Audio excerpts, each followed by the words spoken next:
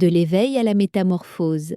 Les signes que tu changes vraiment, tu connais peut-être cette sensation étrange, tu vis ta vie comme d'habitude, tu fais les mêmes choses, tu croises les mêmes gens, mais à l'intérieur, quelque chose n'est plus pareil, comme si une partie de toi s'était réveillée, doucement, presque en secret.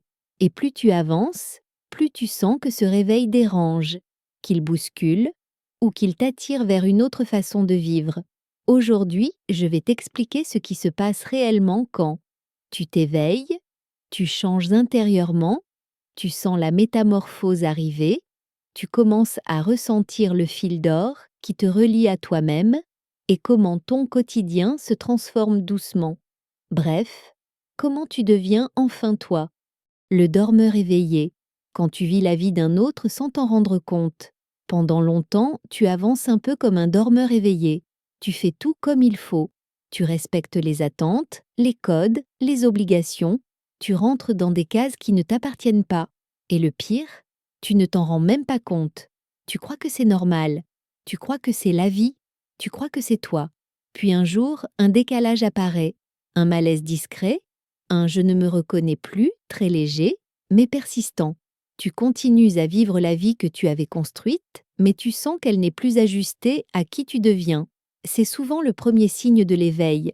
Tu es encore dans l'ancien, mais une partie de toi observe. Elle questionne.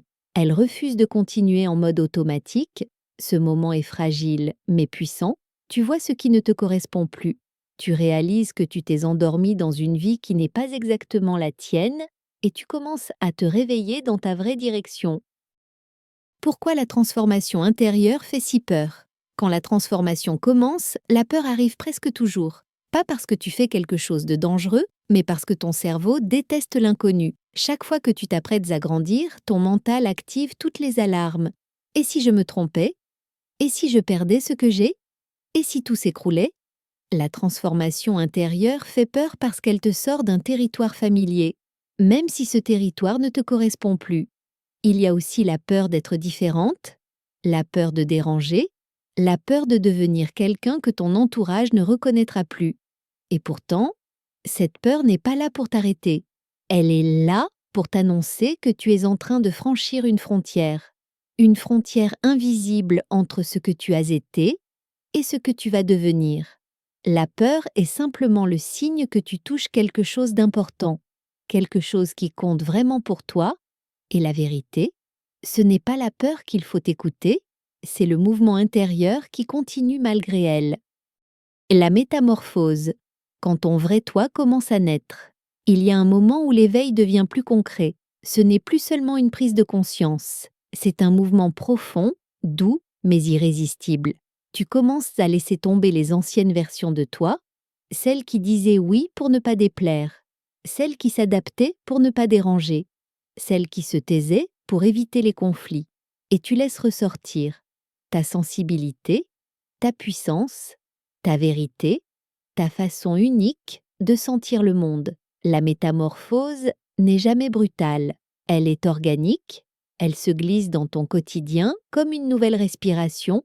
Tu te surprends à dire non plus facilement, à t'écouter davantage, à sentir ce qui est juste et ce qui ne l'est plus du tout. Ce n'est pas que tu deviens quelqu'un d'autre. Tu redeviens toi, toi avant l'adaptation, toi avant la survie, toi avant les couches accumulées par les années, et ce retour à toi crée une puissance intérieure énorme, même si elle est encore silencieuse. La métamorphose n'est pas un changement, c'est une révélation. Le fil d'or. Quand tu commences à sentir la connexion invisible, à un moment du chemin, quelque chose de nouveau apparaît, une sensation subtile, comme un fil très fin qui te relie à toi-même. C'est ce qu'on appelle le fil d'or. Tu le ressens dans les décisions soudaines qui sonnent justes, les synchronicités, les intuitions qui deviennent plus précises, les rencontres qui tombent au bon moment, la sensation d'être guidé sans savoir expliquer comment. Le fil d'or, c'est cette connexion intérieure qui se rétablit quand tu redeviens toi. Tu arrêtes d'aller contre toi, tu arrêtes de te forcer, tu arrêtes de lutter, tu te réalignes, et ce réalignement crée une fluidité nouvelle dans ta vie. Les choses s'ouvrent, les portes se déverrouillent, les réponses arrivent plus vite. Ce fil, tu ne le vois pas, mais tu le sens. C'est comme si une partie de toi disait enfin: on y est, on avance dans la bonne direction. Après l'éveil, quand ton quotidien change vraiment. Après l'éveil, tu retournes à ta vie, tu vas au travail, tu fais les courses, tu vois les mêmes gens, rien n'a changé en apparence, mais tout est différent à l'intérieur.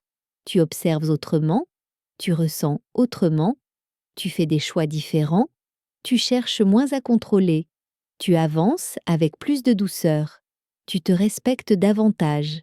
Les obstacles ne disparaissent pas, mais ils perdent leur dureté. Les rencontres se transforment, les synchronicités se multiplient, les réponses arrivent sans que tu les cherches. Tu n'as plus besoin de forcer, tu n'as plus besoin de prouver, tu n'as plus besoin de te battre pour exister. Tu t'alignes et la vie répond. Ce n'est pas magique, c'est harmonieux. Après l'éveil, tu n'es pas quelqu'un de nouveau. Tu es toi, enfin toi, dans une version plus juste, plus ouverte, plus vivante. Et c'est là que commence la vraie transformation, celle qui ne s'impose pas, celle qui s'incarne.